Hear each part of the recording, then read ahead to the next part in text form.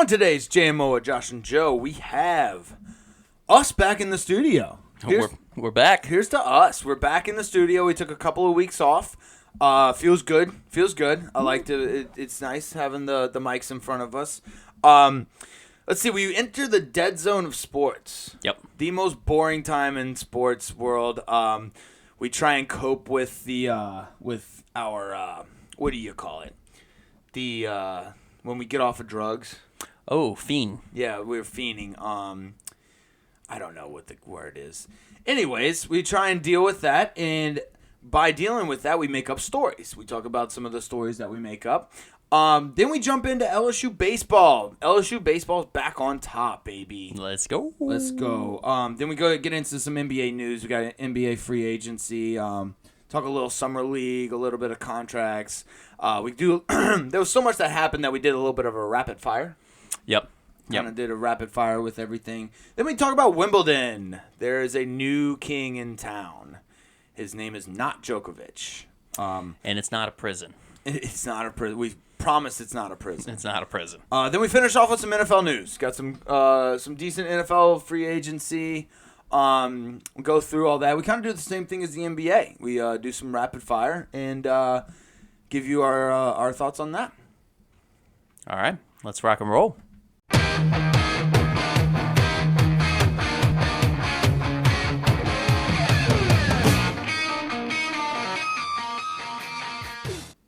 Welcome to JMO with Josh and Joe. It is Tuesday, July 18th. And Joe, we are back. Guess who's back again. We are back. And honestly, dude, a lot has happened since we left. It's been, what, three weeks? I think 3 weeks? Yeah, the dead zone of sports was more like a zombie, zone of sports. Like, it was a lot that happened, but not a lot that happened. Yeah, exactly. If that makes any sense at all. You know what I'm saying? Like, yeah. There was my Twitter was blowing up for most of the time we were gone, but, like, it was all just, like, stuff that I didn't care about. Yeah, it's like, I don't know, watching a crackhead, with all these, like, sports writers, that don't have their crack. They're just, like, fiending for anything that, like, resembles maybe crack. Yeah. So, in this case, it's sports. And that's why the dead zone is so, it's literally like when they're going into rehab right now. Mm-hmm. And they can't, like, so they have to, like, get the toxins out of their body. And, like, so, like, the first couple of, like, weeks of rehab is just miserable because you're just, you're fiending, but you can't have it. So what they do, their Suboxone, if you will, is literally making up anything to talk about. Yeah. So one of the funny ones I saw was Bill Belichick's job is in jeopardy. Oh, he's a hot seat topic now. Yeah. Somehow Bill Belichick is on the hot seat right now. Yeah. That was a good one. That one I'm like, all right, you know what? I'm in. You got me. And I clicked on it. And it was just a bunch of bullshit about how his inner circle was just kind of concerned for his job. Here, I'll translate that for you. They needed something to talk about, so Bill Belichick's crew gave him something to talk about. I feel like that's also been, like, fueled up from, like, some of these writers and haters of the Patriots and Bill Belichick, like, just been wanting this moment to come for so long that they're, like, jumping the gun way too early.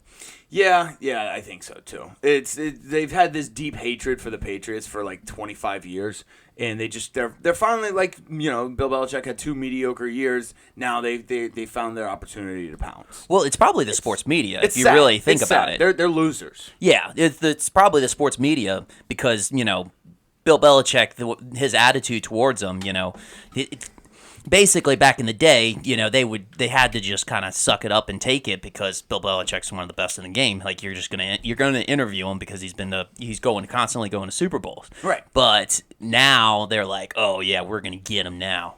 Okay. Fucking losers. Another thing that we use as our little remedy to our crack addiction that is sports is the Madden ratings. Yes. To this day, I've always said this. Why does anybody that doesn't play the game give a fuck? Why do we care about the Madden ratings? It's a video game. It's a video game. Unless it is our little fix to get over our crack addiction. That's it. That's all it is. It's the Madden ratings. They put them out at the perfect time. It's a key bump. It's a key bump to just kind of keep us going a little bit. Yeah, like a little dose of it. You know, just to wean us off. But yeah, I did see something that was kind of cool. Aaron Donald has a 99 overall. This is his 8th straight year, and it is a record. Beat. Do you know who he beat? Was it Peyton Manning? It was Peyton Manning. It? Yeah, Peyton Manning had 7. Aaron Donald just beat him. He tied him last year. Beat him this year. Has 8, which he deservedly so. He's absolutely. Like might be one of the freakiest football players of all time. Yeah, I mean his just athletic attributes alone should make him a 99. Yeah, I mean regardless of what his awareness or those other factors play into it, like just freak athlete, like you said, should just prompt him up to 99 for sure. And if you want something cool to watch, go on YouTube and watch Aaron Donald getting multi-teamed. So I'm talking double team, triple team. There's quadruple teamed.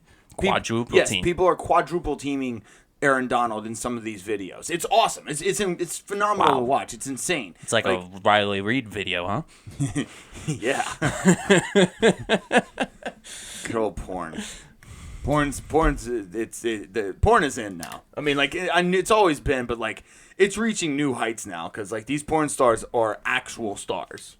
These girls are the girls and some guys. I guess Johnny Sins is up there. He's a rock star, but and he's a doctor. He can do it all. And he's a cop. And he's a dentist. And he's a carpenter. And he's a plumber. He's a rock star. He does everything. It's awesome. He's the most underrated person in humanity.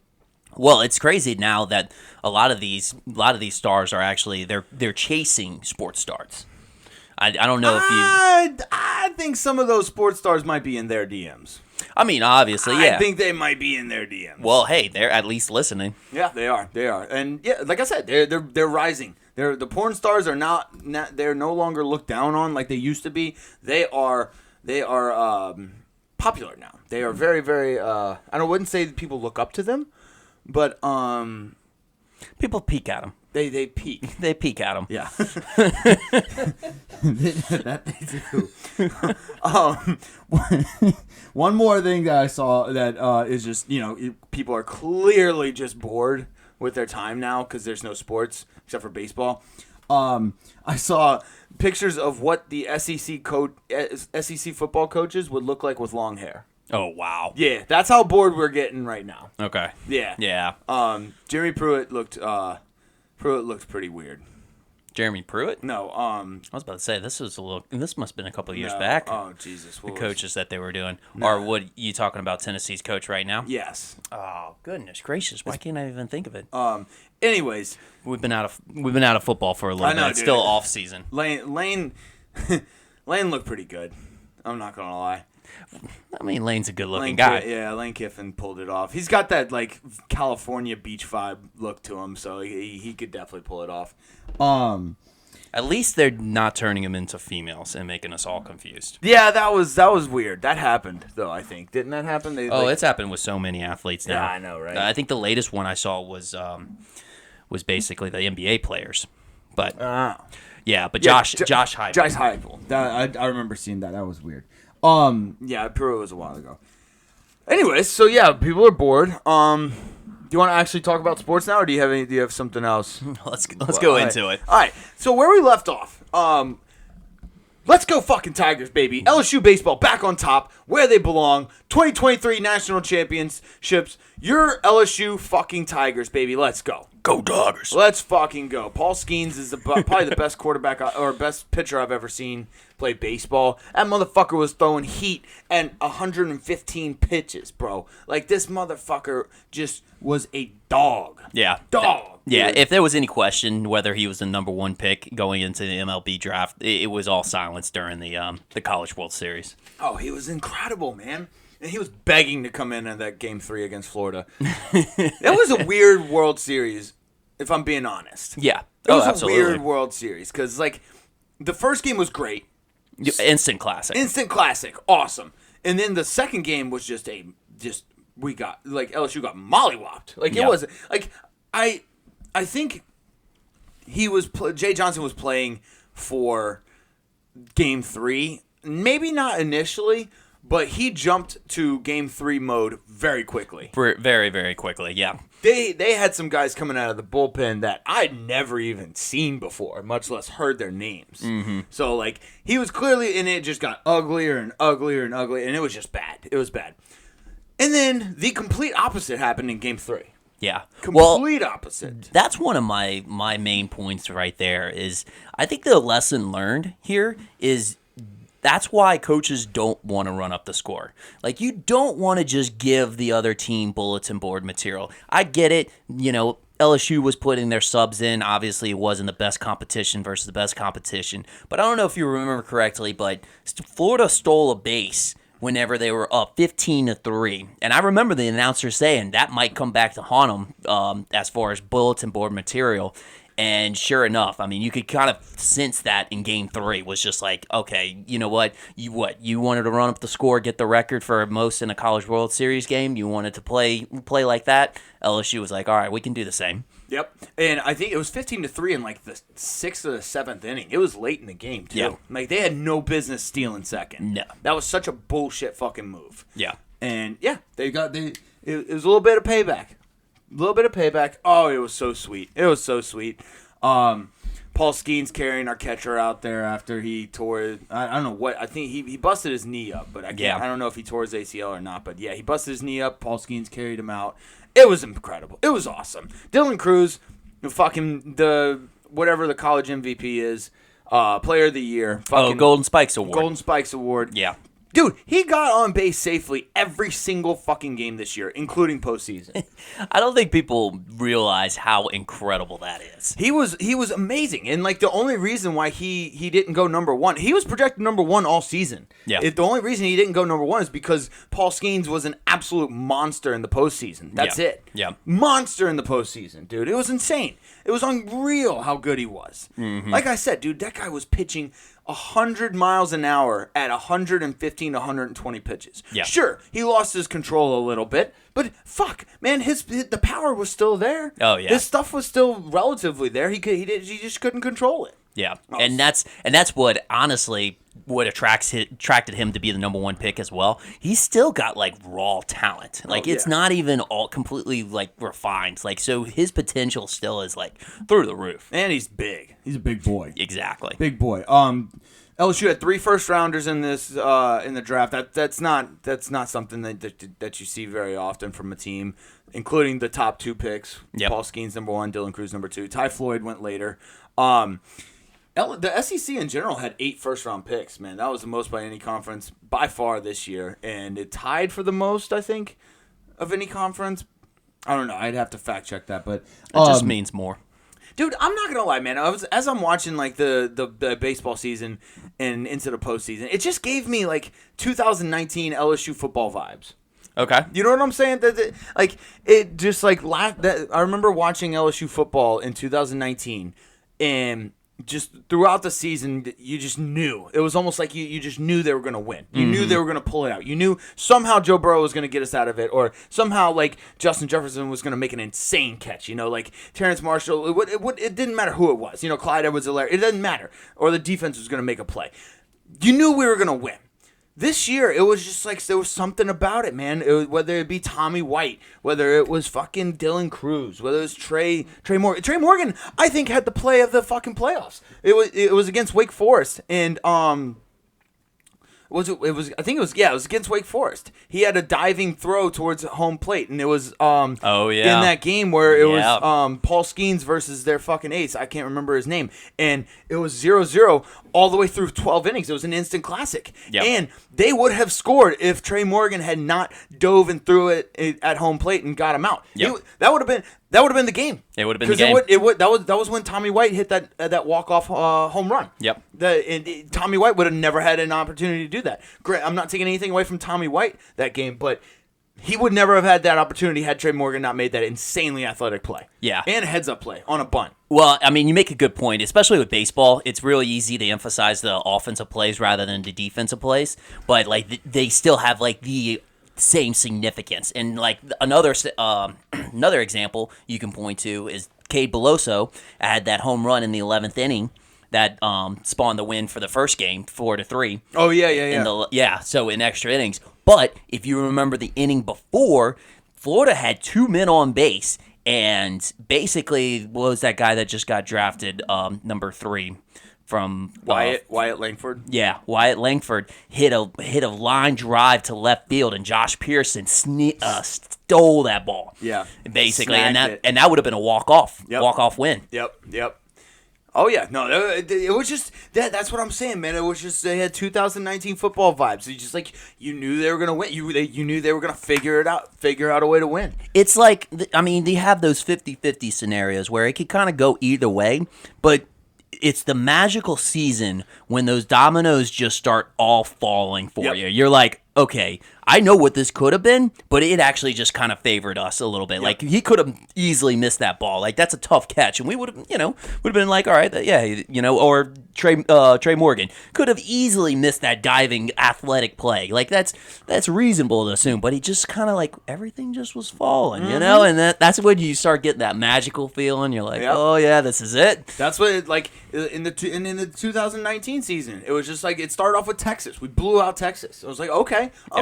I see. And then we beat Florida, we beat Auburn, we beat all the player teams we were supposed to beat, and then we beat Alabama. And then we were like, okay. Then we beat Arkansas, Texas A&M, smoked Georgia, smoked Oklahoma. It was like we couldn't do anything wrong. Yeah, that's the way I felt this season. Love it. You got anything else on LSU baseball? Well, a little bit pointer on LSU, or a little tidbit on LSU sports in general.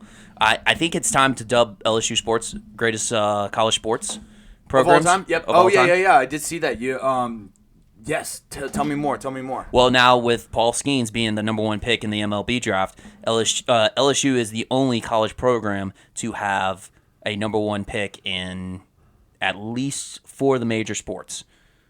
I think hockey is the only one that we can't we can't technically because we only have a club team. But they have the number 1. They have the number 1 pick in football. They have the number 1 pick in baseball. They have the number 1 pick in women's basketball, and they have the number 1 pick in basketball. In men's basketball, yeah. Nice. And in the SEC, we have the most championships all across sports. Across the SEC. Yeah, it's in the SEC. Yeah, the SEC is the best conference, so obviously we're the best. We're the best in the world. Yeah. We have 55. I think, who is it? Arkansas right behind us with 54? Yeah. They were 1 less than us. Yeah, so, LSU's the best college in the world. It's the best sports program. Best sports program in the entire nation. So it's done. Scott Woodward for president. Anyways, so yeah, that's nice. Let's do some NBA. All right, so a lot happened. Like again, this is one of those things where a lot happened, but a lot really didn't happen. It was kind of a weak NBA off or free agency. That's what I was going to say. Like in comparison to the last 2 years in NBA free agency, we've gotten spoiled the last 2 years. We have gotten spoiled. We got spoiled with a lot of drama, which we did not get this time. No. I mean, even our drama queen Kyrie Irving actually, he stayed home. He stayed at the Mavs. Yeah. Yeah, James Harden stayed. Like, we'll get to all this.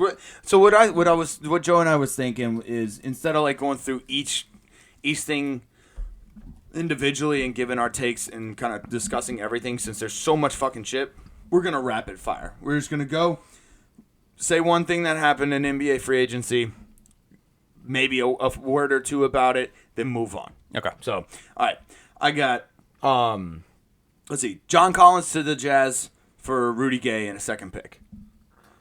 Essentially, John Collins hated being in Atlanta, or hated the coach, and the Jazz basically got him for free because Rudy Gay at one point in his career was really good. Now he's washed up, he's old, and as we know, second picks don't matter.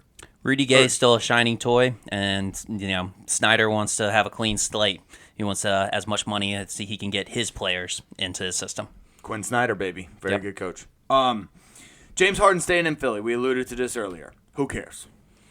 He can technically still get traded, and they're still looking for trades, aren't they? Yeah, they are, but I mean, like he opted in. I guess he opted in. Yes, he opted in. But again, that's why I said, who cares? Who cares? Philly needs an alpha and a young alpha, and otherwise they're not going to do anything. Oh, this was a big one. Chris Middleton staying with the Bucks.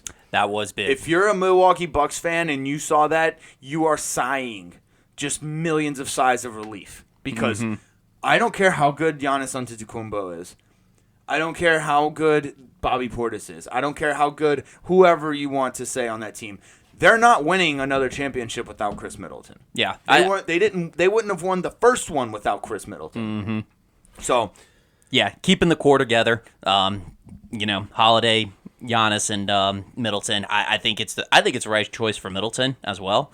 I agree. I think he's got a good. They still have a good shot. I mean, it's like kind of almost like Golden State in a way. Maybe not as good, but at the same time, it's like that's kind of one of your best cores right now that you can win a championship. Like, might as well keep rolling with it. Yeah, if I'm not mistaken, they were the number one team. They were number one seed in their conference. Yeah, they were. Yeah, they were number one seed in the East.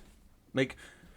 They had something going, right? Like they just they ran into trouble when they played the Heat. Yeah. The Heat. Heat culture though. Speaking of Heat, this is a good segue. Gabe Vincent the Lakers. I don't know why. I think Miami's trying to make room for Damian Lillard.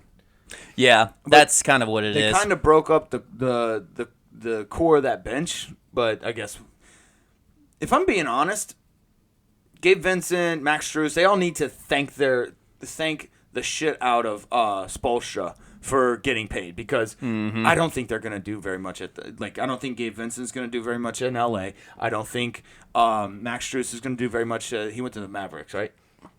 I think Strus did. I think Strus went to the Mavs. But no, to the Cavs. Cavs, that's it. Actually, we'll get to that. Let's see. Gabe Vincent to LA, what do you think? It's basically a bragging point for LA Lakers. Like, oh yeah, we got Gabe Vincent, but I mean the reality is he's a role player that played out of his mind during the playoffs. He's a system guy, and he played in the system. Yeah, so system guy. I don't know. It's a good. I mean, it's not bad, but I don't think it takes you over the top. No, it's not. It just bolstered their bench. That's it. Yeah. Herb Jones is staying in NOLA. Thank God. Yeah, that was a good deal. God. Yeah, it was. He got paid. He got paid good, but it wasn't like overly expensive like we typically Pelicans do. I definitely credit that to David Griffin. I agree. Fred VanVleet to the Rockets, 3-year, $130 million. Overpaid like a motherfucker. First of all, that's the only way Rockets are going to get anybody. Again, I don't know what the Rockets are making weird moves, man. Like I know, we were talking about it earlier, and you kind of like the makeup of it. Is that what it is? The makeup of their roster? Well, yeah. I mean, they got themselves a good point guard in Fred VanVleet. Jalen Green is a promising young player. Jabari Smith, I've been a huge fan of Jabari Smith. I think he's got some real big time potential, and then they got their dog. They got their defensive dog, Dylan Brooks. We'll get to Dylan Brooks, but yeah, I don't know. I don't see it. I think I don't know why these desperation moves. Like, I don't get it. I think they started playing at least decent towards the end of the year. I think they are doing a little bit an early jump on like cashing in. You know how like when you start rebuilding your a team, they have a large salary cap where they can go and buy some players. And typically what you usually do is use that momentum to propel themselves into a playoff contender. I think they're jumping the gun a little bit early with it because they do have some some promising pieces, but they still haven't really done anything yet. So I don't know, but hey. They're shooting their shot. I feel like if you're going to pay somebody $130 million, it should be like your guy. That should be your guy. Fred VanVleet's deal is only 3 years. Yeah, you would think because $30 million is like stupid amount of money. Yeah, that's over 3 years. That's like $40 million a year almost. Yeah, but the NBA players are getting stupid money. I know that, but I mean, I just don't. I don't know. No, I get it. I mean, they overpaid for him, but I mean, that's the thing. How are you going to bring somebody to the Rockets or to Houston in general? True. Any other way. Derrick Rose to Memphis, 2-year deal. I'm surprised he got 2 years. That's fine. I think he'd be a good mentor for Ja Morant. I think that's what they brought him in for. If I'm being honest. Yeah, there's some teams that are like going like bigs heavy, and the Memphis Grizzlies are like, give me more guards. More guards. Like, the whole reason they lost is because they couldn't fucking cover the big men. What are you doing? Yeah, I'm not entirely sure what the strategy, but are they like basing? Are they just banking on Steven Adams to be able to be Superman or something? I don't know. Go get big guys, not old washed up guards who are injury prone.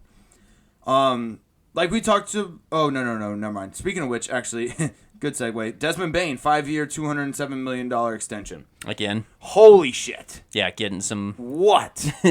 Like Desmond Bane's good. He's really good. He's a good player. I think he's worth. I don't know if he's worth 5-year, $207 million, but he's worth close to it. But again, Memphis, what are you doing? He's just I mean, honestly, I get that deal. I get that deal at least. I mean, he's your 1-2 punch with Ja Morant. So, I mean, I guess I get it, but the other signings don't make sense. Big guys. We need big guys. Max Strus to the Cavs. We talked about it earlier. I like the Cavs next year. If they can get Mobley and what's his face to actually play pissed off. Allen. Josh Allen. To play pissed off. Or is it Jared Allen? Jared Allen. Not the quarterback. Yeah. Or the defensive lineman. Or the defensive end. Yes, lineman. For the Jags. Yep. Yeah. Anyway, yeah. I need football. You could just hear it in our voices. Yeah. So Matt, I don't mind it. I think the Cavs are going to be really good next year. I think they're going to take the next step. They might even go to the Eastern Conference Finals. I'm jumping the gun there a little bit, but that's how much I believe in. What's his face? Why can't I think of his name? Point guard. Darius Garland? No, not Darius Garland. Spider. Donovan Mitchell. Yeah, Donovan Mitchell.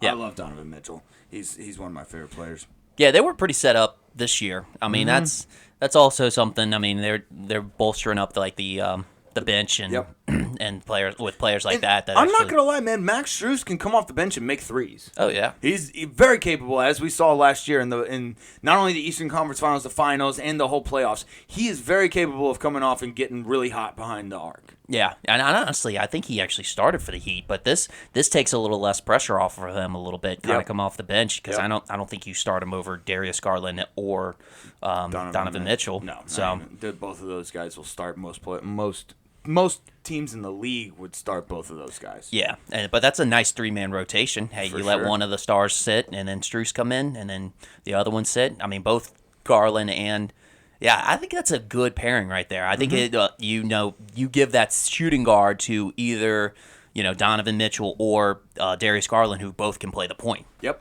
I love it. D'Angelo Russell's returning to the Lakers. Who fucking cares? The Lakers are gonna lose. That team is garbage. Still can't make a 3. Nope. He's done. LaMelo Ball and Charlotte agreed to the rookie max extension. Well, it's up to $260 million, so we'll see how it goes. I love it. Absurd. Well, it's up to. I don't think it's gonna actually be $260 million because you don't know how long it's gonna be too. So that's still absurd money. I love it. I think LaMelo Ball should be the face of the Charlotte franchise. They're not good. They're not good by any means, but he's putting up points and he's actually playing pretty well. Like he did decent before he got injured last year, right? Oh, yeah, he did get injured. Yeah, he was playing very well before he got injured last year. Yeah, and he's still very, very young. He's going to fill up seats. He's going to fill up seats in the stadium. They know that. Mm-hmm. Yep. Russell Westbrook staying with the Clippers. Don't put a future on the Clippers. That's all that means. Yeah, I mean, hey, good for him. Yeah. He actually staying with a team this year. This one's funny. DiVincenzo, 4-year, $50 million contract to the Knicks. To the is it the New York Knicks? I don't think it's the New York Knicks anymore. I don't think so either. What is it? It's got to be the Villanova Knicks. Villanova Knicks. The Villanova Knicks. That is pretty crazy, dude. They got Josh Hart, DiVincenzo, and Brunson, Jalen Brunson. Yeah. I don't know, man. Do they still have Julius Randle? Technically, yes. They still have Julius Randle. Yeah.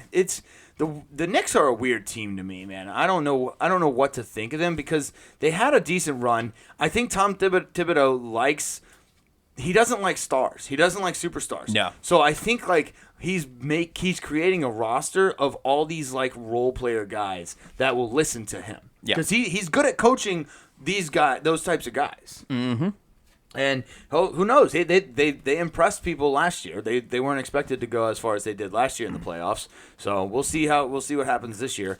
I just don't think Tom Thibodeau he's not going to ever win a championship because he doesn't want to play. He doesn't want to coach superstars. He's going to have to. The only way he's going to have a superstar is if he has somebody that breaks out from the mold. So basically like a Derrick Rose. Mm-hmm. Somebody that's not a superstar but buds into a superstar under his, coaching tutelage. Yep. Sabonis has a 5-year, $217 million extension. Well deserved. Absolutely do it. Oh, absolutely. Why the hell would Sacramento not do that? Actually, they picked up somebody else as well that puts them in a dangerous spot. I forgot who it was, but we'll get to it. Anthony Edwards, another rookie that, or not rookie, but another person that had a 5-year, up to $260 million extension for the Minnesota Timberwolves, and I don't know if that's deserved. Anthony Edwards is good. He's good. Oh, it's deserving. I don't know. He's a good player. He's gonna have to take the alpha role. That's the thing. I don't know if he can do that. I don't know if he has what it takes to get to that next level. But we'll see. And he might have trouble with Cat on the team being that alpha. Well, no, Cat's a fucking not saying Cat's an alpha, but I'm just saying Cat's a bitch. But I'm just saying like he's a distraction. He is a distraction. Karl Anthony Towns is garbage. You know who did get paid though? Our boy Nas Reed. Nas Reed, yes. Nas Reed got paid, dude. He's a great fucking role player. He's so good. He's not going to be the dominant guy, but he's going to play those hard minutes. He's going to give you 100% effort every single fucking time. He's going to have a good attitude, and you know what? He'll make plays. He'll put up some points. They're one of those teams that are going the opposite strategy. So like your Golden State and your Memphis Grizzlies that are bulking up on guards. Mm-hmm. Timberwolves are one of those like the Cavs that are both bolstering up on the big men. The big men work. Like the big men look at the champion, the Nuggets. All dogs. Aaron Gordon, big guy. Like he might not be the tallest guy, big guy. Fucking Djokovic or Nikola Jokic, big guy. He's just insane. Hoss. He's a fucking hoss. Then you got let's see, the Lakers, all big men. Like they're. Let's see, the Heat were kind of small. I will say that. The Heat were kind of small. He played small. And the Celtics are kind of small too. But guess what? None of them won. So I think big men are coming back around. I think you gotta have some big men. I mean, Celtics proved that during their offseason too on their acquisition. Right. Yeah. Let's see. Lillard wants out of Portland, but he only wants to go to Miami, which I think is total complete bullshit. Like, come on, dude. You can't be doing all that. Like, you can't. Like, you can give them like a cluster of teams to go to. Like, you can give them you don't even have to give them a cluster. You can give them like three or four. At least give them options. If you say just Miami, you're abusing your power. Like, you're making it. You're not helping out your teammates or your fellow players here. Yeah. You're giving the power to the organizations because now it's like you're dealing in ultimatums. Yep. Yeah, I never got how like players could have that much influence and that much power. I think they think that now, like because this is a player-driven team, and then like as the Brooklyn Nets showed us, if you don't kind of do what the players want to do, it'll definitely turn into a giant atomic bomb of destruction and. Basically, now look at the Brooklyn Nets. So, yes, they have a lot of influence, but I don't know. I think he might have overstepped. I think he might have overstepped by saying only Miami. Because Miami has they have heat culture. They are, I don't know if like you know this, but they have daily weigh-ins during the season. Okay. And I think a little bit of the offseason, you have to weigh in, you have to maintain a certain weight. Zion Williamson would not work in Miami. No, not work in Miami. Pat Riley runs a tight ship there, and so does Eric Spoelstra. they have won, and they've done really well. They've been to three of the last four Eastern Conference championships. Like they're winning. They're winning, and I don't know if everybody can play in that type of system, and they have to accept Damian too. Like it's not like Lillard can just be like, "Oh, I want to go to Miami," and then Miami's like, "Oh, well, I guess we have to accommodate for you." Yeah, no. Portland has to accommodate for you. They're not going to make any exceptions. And if Lillard was to give backlash, like Jimmy Butler wouldn't have any of it. He would slap him in the face and throw his own coffee at him. Talk about an alpha of a team. Yes. I don't care how much he scores on a nightly basis. He doesn't care how much he scores on a nightly basis. No. Outright has publicly said so. Exactly. But at the same time, he's the leader of that team for sure. Grant Williams to the Mavs. Who cares? He did okay at Boston. He was a good role player at Boston. I just find his style is not conducive to his his height and his size. Correct. He's like more of a bulldog. Yeah, he kind of reminds me a little bit of like Julius Randle in a way. Like he's shorter. Yeah, he's just like one of those shorter power forward type of guys that's just having to, like, you can get away with it in college. You can bully over people. I saw Grant Williams bully people in college at Tennessee. Right. Man was just straight. And same thing with Julius Randle. Down low, double at machine. Kentucky. Yeah. But when you get to the league, a 6'8", 6'7", power forward doesn't really work as much. They're usually more small forwards. Right. Yeah, He's a power forward in a small forward's body almost. Yes. If he was skinnier, he would be a perfect small forward. Yeah. He just needs to lose weight, but he's all muscle, so it's going to be tough. So I think that's a good acquisition for the Mavs. I think the Mavs are trying to kind of make moves. Like I think they just need to keep Kyrie and Luka happy. That's their main thing. Cuban's always been attracted to names. Yeah, you got to have like some name. You got to have some name, some branding to you. Yep. Otherwise, I mean, he's a businessman. So he's a businessman. Greg Popovich signs a 5-year extension. That motherfucker's gonna be making money in his grave. Again, straight Charlie in the Factory, Uncle Joe or Grandpa Joe. Reference right there. Just, I mean, 5 more years? You just popped out of bed and just started dancing again. Well, he got a new toy. Yeah, I mean, he got his golden ticket. He got his golden ticket. Exactly. So Victor Wembanyama, that's one that's actually a good segue. That's what I have next. He's not playing Summer League anymore. He played like 2 games.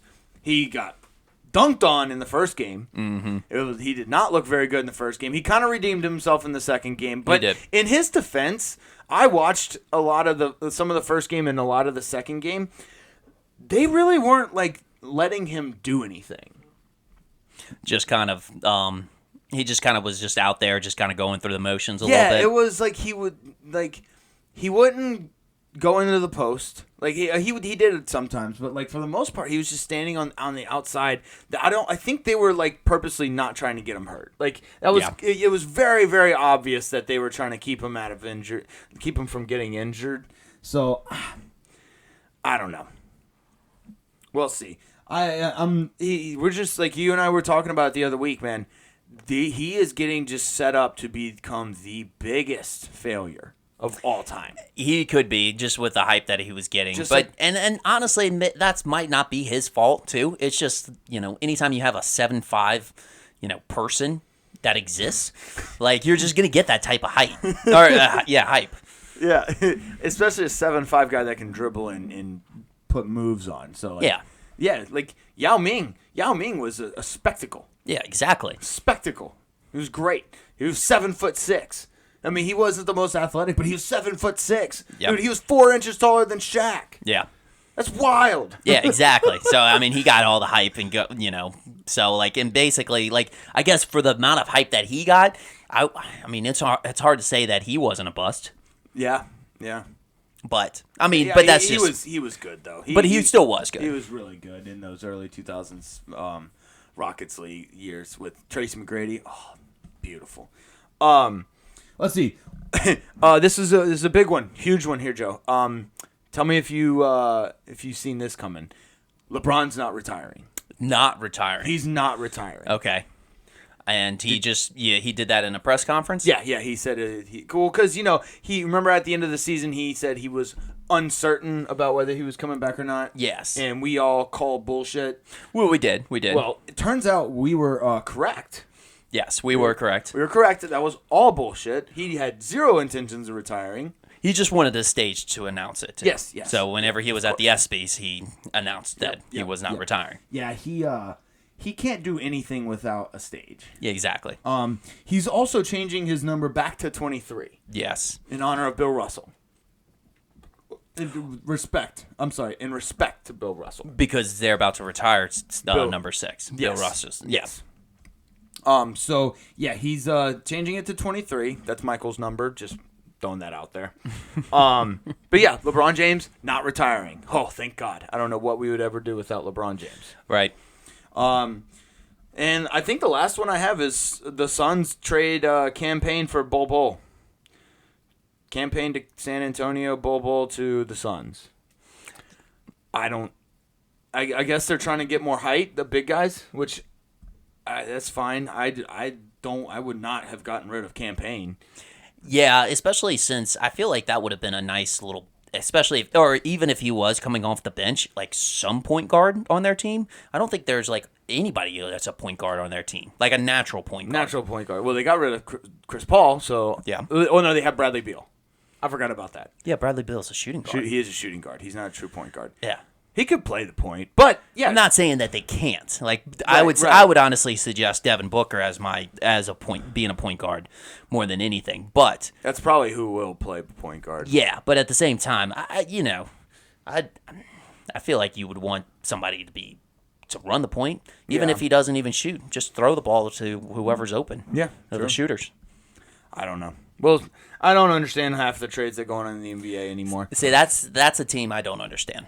The Suns? Yeah. Suns. They just don't kind of make sense, you know? They just don't make sense to me. They really don't. Yeah, Houston might not be good, but they actually make sense, you know?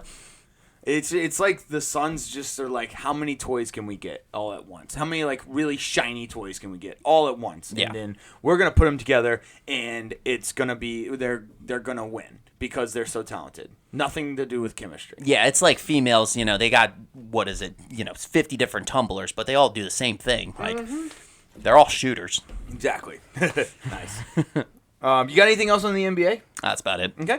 All right. Let's get to some talking tennis. Wimbledon. We had Wimbledon. It was pretty good. It was pretty fucking good. The finals came down to, I want to say Alcatraz. Oh, yeah, it's Alcaraz, but I'm just going to call him Alcatraz. It's just Alcatraz. Alcatraz. Yeah. Alcatraz versus Djokovic. And it's kind of like, it seemed like he was handed the torch. Alcatraz beat Djokovic in 5 sets. It was an electric tennis match. Yeah. I watched the whole fucking thing, all of it, as even that 28-minute long fucking game. Yep. They had one game that was 28 minutes long. It was unreal. That's crazy. Dude, this Alcatraz guy is he's young and he is unreal. Yep. They were saying he's got like the best attributes of Djokovic, or Djokovic was saying the best attributes of himself, Rafael Nadal and Roger Federer. Like this guy is the next thing. I will say this. Djokovic looked off. He looked off? He looked off because like I said, I watched this whole match. He looked weird. There was something that was off. He wasn't playing. He wasn't like himself. Now he did go into 5. They did go into 5 sets, and it was an electric championship. It was awesome. Mm-hmm. But there was something off. I don't know if he's getting old. I mean, he is 35. Yeah, he's old. He is old. But like I don't know. He just smoked everybody in the French Open. So I don't. That's why I have expected him just to dominate. Do you know who he beat in the French Open? Who's that? Alcatraz. Oh yeah. That's right. Final, yep. Djokovic was fined $8,000 for breaking his racket. I thought that was a little absurd. Yeah, that's stupid. I mean, come on. It's part of tennis. They get mad. They get frustrated. They break their racket. It's a part of sports. It's emotion. Yeah, exactly. Like, don't. I want to. Like, tennis might be the most unemotional sport of all time. Well, it's very controlling. They have like They controlled all aspects of it. That's why. What was it? Furios, Nico or Kyrgios. yeah. Yeah. That's why he was like an anomaly to the sport. Like nobody had seen somebody like a bad boy like him. I know. I hope he gets better. He was like my favorite tennis player to watch. He was fun. He was entertaining. He's got mental issues right now, but he'll come back. He'll bounce back. Yeah. But yeah, it was great Wimbledon.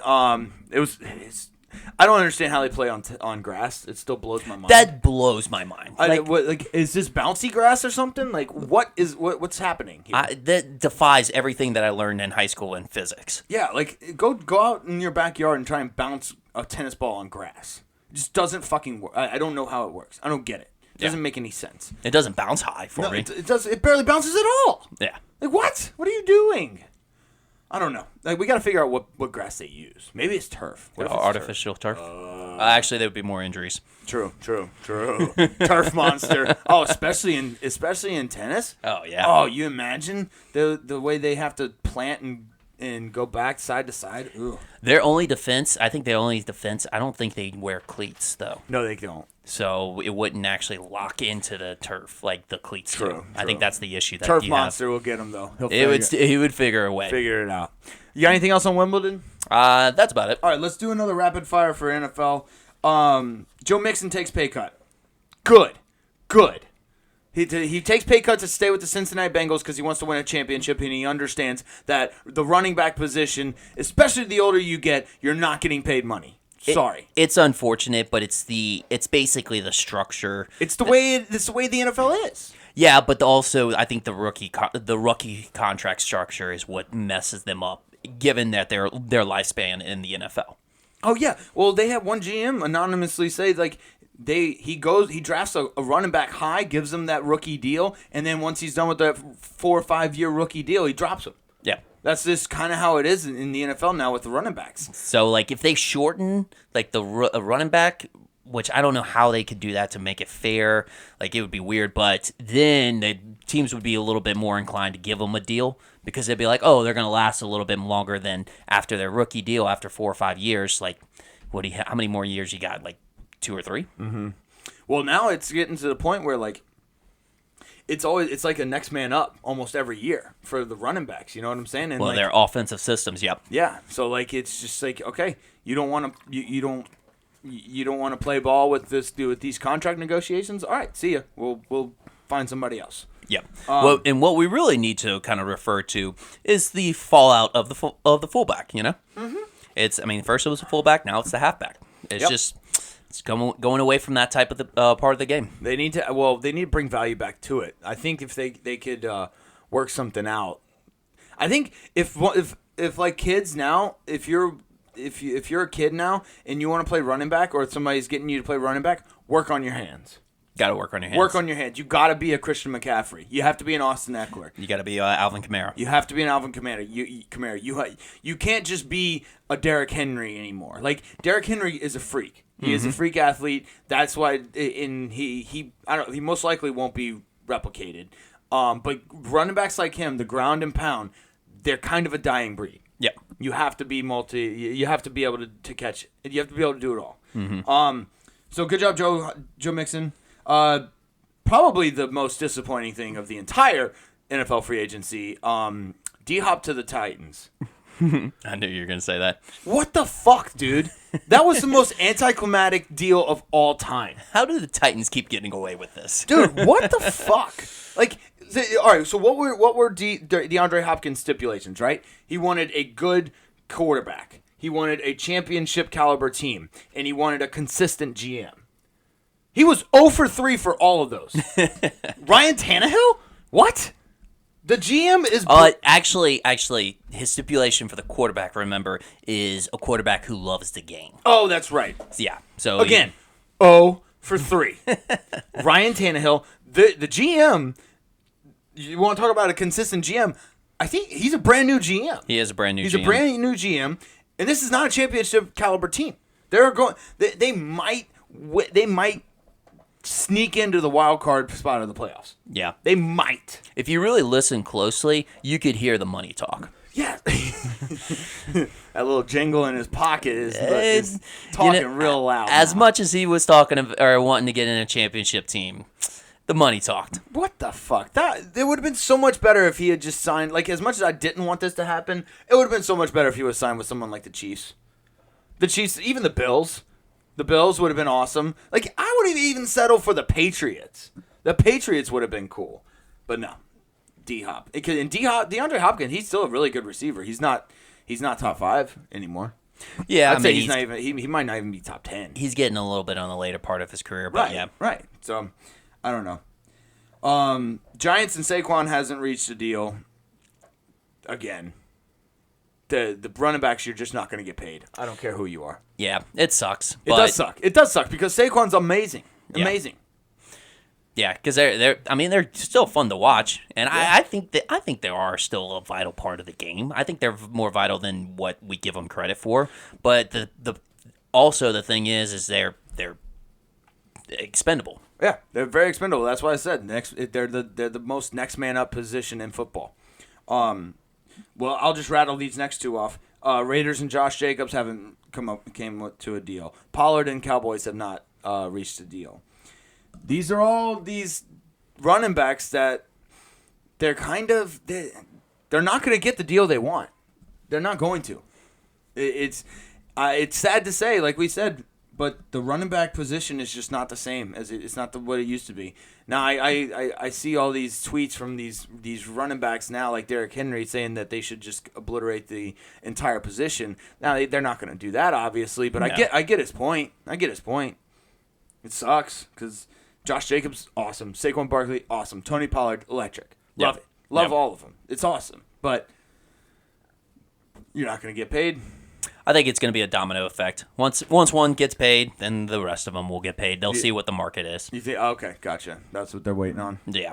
Okay. I mean, it's kind of like what we saw with Lamar Jackson, if you think about it in a way. True. They had to have, like, once the other quarterbacks started getting their deals, Jalen Hurts, and all them, basically then the dominoes started falling. We started seeing what the guaranteed money was going to be for quarterbacks, and then the Ravens made their decision. Yeah. And I think the likes of, like, the Cowboys signing Zeke and the Rams signing Todd Gurley, those contracts kind of fucked the market. They kind of fucked running backs. But now it might come back around, but those contracts like those basically fucked running backs. They did, because the thing is like you had both ends of the spectrum. So like Todd Gurley, he got hurt, which is the reason why his deal kind of soured. He was never the same after that injury. Nope. And then Zeke got fat. And so, like, he just kind of... So, there's, like, two ends of, like, the spectrum. You could either get hurt or, you could kind of just take your money and run. Yep. Or eat. One of the two. So, like, it's just... I don't know. It sucks, but, yeah, I hope you're right. I hope it becomes a domino effect and these guys get paid and we get to see them. But Evan Ingram, 3-year, $441 million deal to the Jaguars. Good. Mm-hmm. That's great for the Jags. Yeah, I'm a little surprised since they drafted a tight end, and they seem to be going maybe towards a more traditional blocking tight end. Evan Ingram is so good. But Evan Ingram did very good. I don't, let's put it this way, I don't blame him. Right. But he's just so talented. It's hard to get rid of somebody like that. Yep. Let's see. Oh, I have a question for you. Okay. It's one of those surprise ones, like, I didn't realize this player was on that team. Do you know where Darren Waller is playing football at right now? Yes, I do. Okay. I do know this. He's at the Giants. Yeah, okay. So, like, I saw that, and I'm like, oh, yeah, the Raiders is he going to turn around with the way? Oh, wait a minute. He's no longer at the Raiders. He's at the Giants. Yeah, that one was, you know where Aaron Rodgers is playing football at now? Ooh, that's a tough one. He's not at Green Bay anymore? No. Green is in the color scheme, though, at the new place. Okay. Did Sauce convince him? Sauce got him. Sauce got him. Yeah. So this isn't really too football related, but Phillip Rivers is expecting his 10th child. He finally completed himself an offense. Well, oh yeah, I guess if he's the quarterback, he's got to be the quarterback. He's the quarterback, so he has an entire offense now. Good for Philip. Yep. Good Lord. Still popping out kids, man. Crazy. So the Jets were forced to do Hard Knocks. This just goes to show you that nobody wants to fucking do Hard Knocks. And honestly, we don't really like watching Hard Knocks. It's one of those little key bumps, a little doses of Suboxone that just holds us over before football comes. I don't know. I can watch some Hard Knocks. I watched one episode, the first episode, and then I kind of teeter off. Nobody cares about the rest of it. Well, let's put it this way. You can't get heavily invested into it. But, I mean, it did make a lot of people fans of Dan Campbell. Last year. Yes, you're right. It did. It did have. There are some good things that come out of Hard Knocks. They just don't. The thing is you're right. It teases you into thinking you're learning exactly everything about the team, but basically all they're doing is just hyping up a bunch of like guys that are on the fringe of actually making the team. Right. And it's not the inside scoop that I want. No, it's not. Now, great watching Dan Campbell talk about like 3 toes and 1 leg or whatever. Yes, that's awesome. That's cool. Yeah, that. Yeah, you get some. If you get characters like that, that's people that we want to see. Yeah, but I don't like that. My biggest problem is that the Jets were forced to do it. Like it's not like they wanted to do it; they're forced to do it. So now we have to listen to a bunch of guys that were forced into something. You're not going to get very good reactions. You're definitely not going to get genuine reactions. Salah's probably not going to be happy. No, he's not. You're probably not going to get anything from him. Yeah. Another thing I had. Alvin Kamara pleads not guilty. Or no contest. Was it no contest? Yeah, it's no contest. Yeah, I was about to say it's no contest. So. The NFL better, if they're going to suspend him, they better do it before everybody does their fucking fantasy football drafts. Mm-hmm. Like, I know he's going to get suspended. As a Saints fan, I know he's going to get suspended. It's fine. As a fantasy football fan, I want to know. I want to know well before I have to draft him. Yeah, no, that's frustrating. That's infuriating. At least if we don't get that information ahead of time. Because we got Jamal Williams, so we're fine. I'm okay with that. I love Jamal Williams. He's one of my favorite characters in the NFL. It would be nice to have Alvin Kamara for as long as we can. I'm hoping for maybe like a 4-game suspension. I think that sounds about right. That's what domestic violence has been going for in the NFL these days. Yeah, probably. Hey, let's just be thankful he wasn't gambling. Yeah, exactly, right? Just thankfully, I would rather him beat the shit out of somebody than place a bet on an NFL game. Actually, place a bet on a different sport, but in an NFL facility. In an NFL facility, yeah. Definitely beat the Christ out of somebody. You know what? You can even hit your spouse. Just don't gamble. Just don't gamble. Yeah. Don't gamble. That's the big no-no. Yeah, right. That's the big no-no. You can fire guns and show them on Instagram Live. Just don't gamble. Okay. Anyways, last thing I had is the FBI finally arrested Chiefsaholic. They got him. The Chiefs superfan. Yeah, he stole like hundreds of thousands of dollars. Yeah, it was quite a bit. It's kind of like impressive. It was like a Bonnie and Clyde except without Bonnie. Yeah. Except maybe Bonnie was. Yeah. The mask? Bonnie was the mask. Okay. Yeah, he's like the Joker, except Chiefsaholic. Just the Chiefsaholic. Yeah. Which is kind of brilliant. You just identify brand yourself as like a, somebody that doesn't show his face, somebody that's wearing the mask. Yeah. That's how the Joker influenced everybody. The only thing is, I would probably suggest not wearing that at a bank robbery. That's probably not that same mask. Yeah, that doesn't really apply or really help your case. No, it doesn't. But yeah, Chiefsaholic behind bars. He'll probably get out. Hopefully he does. It's a good story.